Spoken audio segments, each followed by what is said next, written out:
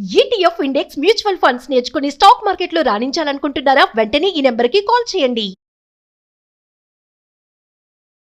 నమస్తే రమ్మగారు. నమస్తే జయ.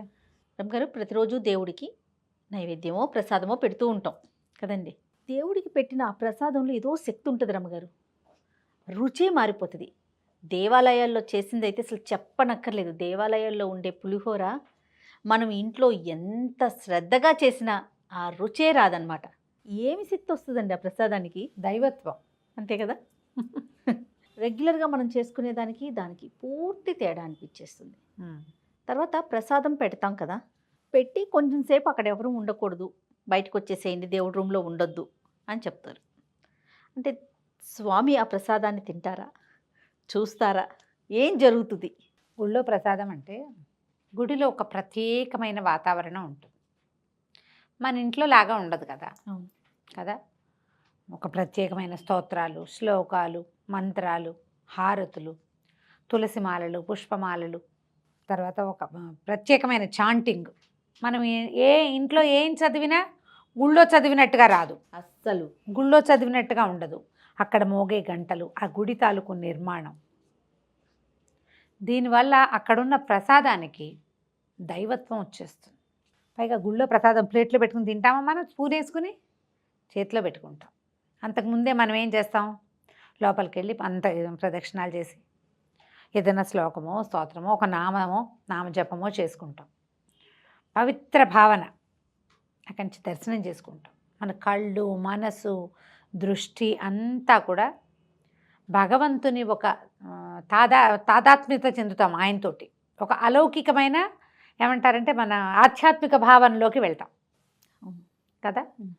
అప్పటిదాకా మన భావ సంచలనాలు, భావావేశాలు, భావోద్వేగాలు వేరు. దర్శనం చేసుకునేటప్పుడు మన మైండ్ సెట్ వేరేగా ఉంటుంది. తీర్థం తీసుకుంటాం, సెట్ హారతి తీసుకుంటాం, తర్వాత కదా ప్రసాదం, హారతి అద్దుకుంటాం, ఏదో దక్షిణ ఇస్తాం. ఆ ప్రసాదం తీసుకోగానే ఈ మొత్తం క్రియలతోటి మన మైండ్ సెట్ ఎట్లా మారిపోయింది? పాజిటివ్గా అయిపోతుంది కదండి. పూర్తిగా ఒకలాంటి అంటే ఒకలాంటి శక్తి అని చెప్పలేము, ఏదో వచ్చేసింది మనకి, ఒక బలం వచ్చింది, ఒక ధైర్యం వచ్చింది. ఎన్ని ఆలోచనలు వస్తాయో ఆలయానికి కనుక వెళ్ళొస్తే. ఏమవుతుందంటే మన చుట్టూతా ఒక ఆరా ఉంటుంది కదా, ఇది దేవాలయపు ఆరాలోకి ప్రవేశిస్తాం మనం. ఇప్పుడు మనం మనుషులం, మనకే ఒక ఆరా ఉంటుంది. అవును, మన శరీరం నుంచి కొంత బయటకు ఉంటుంది. దేవాలయము కొలతలతోటి ప్రత్యేకంగా నిర్మించబడింది కదా. ఈ నిత్యం పూజ గీజ చేయటం వల్ల వాటికి ఏమవుతుంది, ఆరా పెద్దదైపోతుంది, చక్రం చాలా పెద్దదిగా ఉంటుంది. మనం ప్రదక్షిణ చేసి అందులోకి ఆ ఏమన్నా ప్రచండమైన పాజిటివ్ ఎనర్జీలోకి వెళ్ళిపోతాం మనం.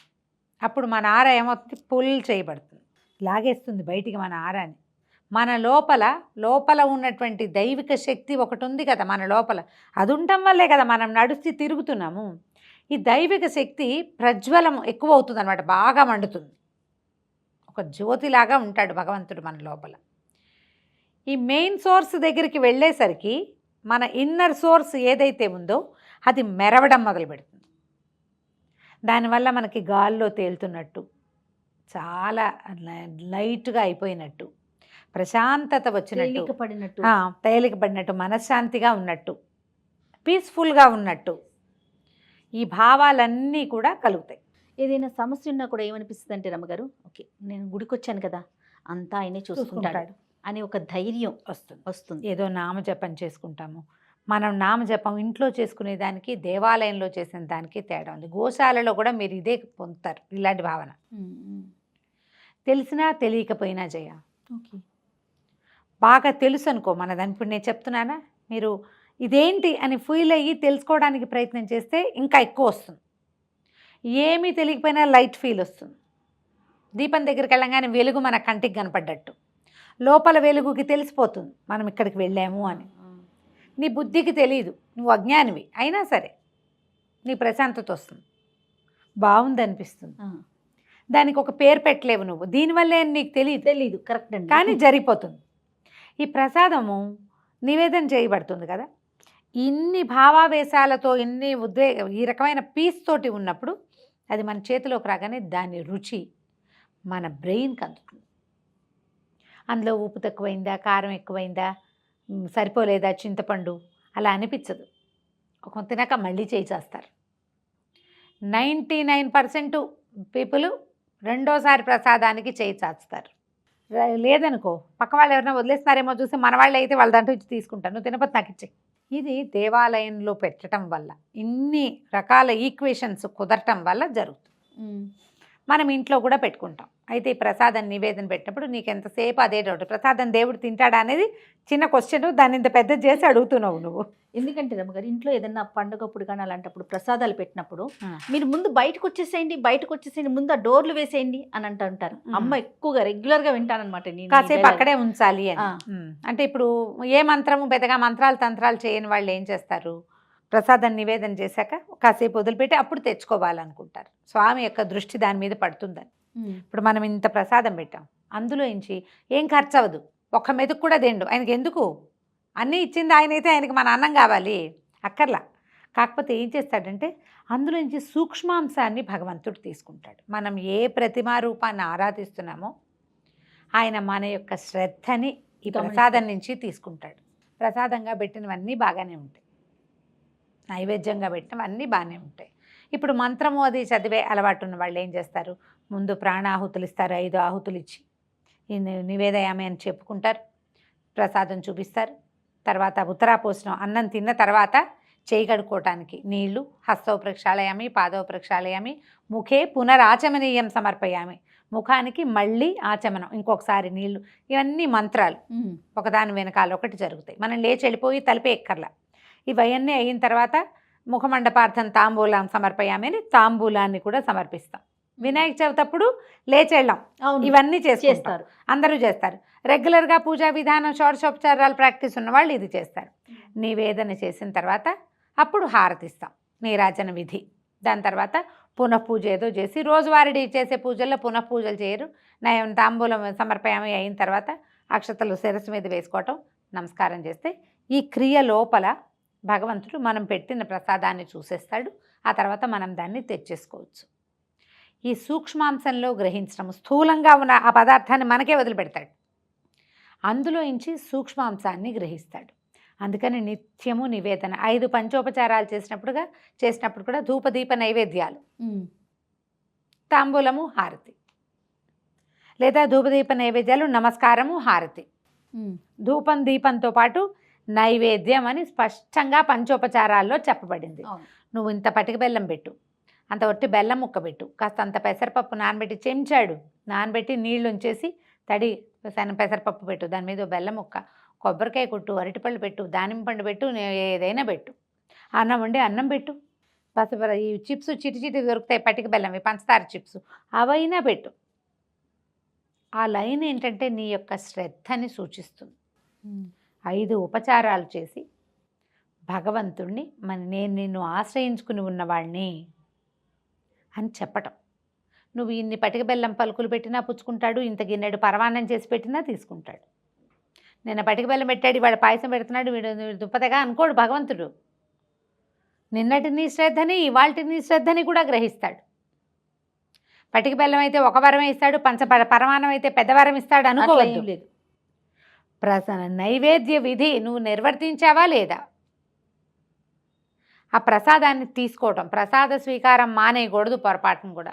ఏదో వెళ్తున్నావు వాళ్ళ ప్రసాదం అంటే పంచి పెడతారు, మాకు వద్దు అనకూడదు, ఖచ్చితంగా తీసుకోవాలి. అయితే ఒక చిట్టి కథ ఉంది చూడు, దీని కనెక్షన్. ప్రసాదం తింటాడా అని ఓ ప్రశ్నిస్తూ ఉంటారు. ఒక గురువుగారు సరే సమాధానం చెప్పరు, పిల్లలందరినీ చదువుకోమంటారు. చదువుకుంటారు. ఈ పిల్లాడు ఎవరైతే ప్రసాదాన్ని దేవుడు పెడతా తింటాడా అని అడిగిన పిల్లాడిని పాఠం అప్పచెప్పమన్నారు. వాడు పద్యం అప్పచెప్పాడు. గురుగారు, ఎరా ఈ పద్యం తీసేసావా పుస్తకంలో నుంచి అన్నాడు. అబ్బాయి ఇదిగోండి అని పుస్తకం చూపించాడు. పుస్తకంలో ఉంది కదా, మరి నీకెలా వచ్చిందిరా అని అడిగాడు గురుగారు. నా మస్తకంలో ఉందండి అన్నాడు వాడు. మరి పుస్తకంలో నుంచి నువ్వు తీసావు, పుస్తకంలో ఉండకూడదు. ప్రసాదం నివేదన చేసావు, ఇంత గిన్నెంతా అక్కడే ఉంది, నువ్వు ప్రసాదం పుచ్చుకున్నావు. మరి ఏది ఎట్లా, మరి పుస్తకంలోనే ఉండాలి కదా. అదే ఎందుకు లేదు, పుస్తకంలో ఉన్నది నువ్వు చదివి నీ మనసుకు స్వీకరిస్తే మనసులోకి తీసుకుంటావు. పుస్తకంలో విద్య పుస్తకంలోనే ఉంటుంది. నీ మస్తకంలో కూడా నువ్వు తీసుకోగలిగావు. ఎట్లా గ్రహించావు దాన్ని? నువ్వు తీయాలిగా అక్కడి నుంచి, బుద్ధితో గ్రహించావు. భగవంతుడు అంతే, కంటితో తీసుకుంటాడు. ఆ కన్ను ఎలాగా నీ యొక్క శ్రద్ధ వల్ల భగవంతుడి కన్ను నీ యందు తెరుచుకుంటుంది. నిన్ను దేవుడు ఎప్పుడు చూస్తాడు? అందరినీ చూస్తాడు. ప్రపంచం అంతటిని ఆయనే సృజించాడు, అందరినీ చూస్తాడు. నువ్వు పిలిస్తే ఇంకా బాగా చూస్తాడు, నువ్వు తలుచుకుంటే ఇంకా బాగా చూస్తాడు. నువ్వు ఎందుకు తలుచుకున్నావో చూస్తాడు, లేదా నీ పని నువ్వు చేసుకుంటూ ఉంటావు, చూస్తూ ఉంటాడు నిమిత్త మాత్రుడుగా దేవుడు. నువ్వు దీపం పెట్టావు, అబ్బా వీడికి దీపం పెట్టాడు, వీడి శ్రద్ధాళువు. ధూపం చూపించావు, బాగుంది. ప్రసాదం అబ్బో వీడి ప్రసాదం కూడా చూపిస్తున్నాడు. నమస్కారం చేసావు, వీడు శ్రద్ధ. వీడి నమస్కారానికి ప్రతి నమస్కారం చేయాలని చూస్తాడు భగవంతుడు. భగవంతుడు ప్రతి నమస్కారం అంటే ఎట్లా చేస్తాడు? ఆశీర్వచనంతో చేస్తాడు. అది పెద్దవాళ్ళు ప్రతి నమస్కారం చేయరు, చిరంజీవి అంటారు. అది కదా కావాలి మనకి. హారతి ఇస్తావు, హారతి వెలుగులో తెరుచుకున్న భగవంతుడి కన్ను నీ మీద సుప్రతిష్టంగా ఉంటుంది. ఆ ప్రసాదాన్ని స్వీకరిస్తావు, భగవంతుడు చూసిన దాన్ని నువ్వు తీసుకుంటావు. నీకు ఫలితం వస్తుంది ఎంతో కొంత. నీకు రావాల్సినంత, నీకు కావాల్సినంత కాకపోయినా రావాల్సింది వస్తుంది ఖచ్చితంగా. ఇలా ఆలోచించాలి. ఏం తింటలేదు. ఇప్పుడు తిరుమలలో 16 ప్రసాదాలు ఏవో నివేదనలు చేస్తారు, అప్పాలు, జిలేబీలు, రకరకాలు కదా. అవును. మరి అవన్నీ బయటకు వస్తాయి. అసలు అక్కడ చేసినట్టుగా లడ్డు భూప్రపంచం మీద ఎక్కడైనా వస్తుందమ్మా ఆ రుచి?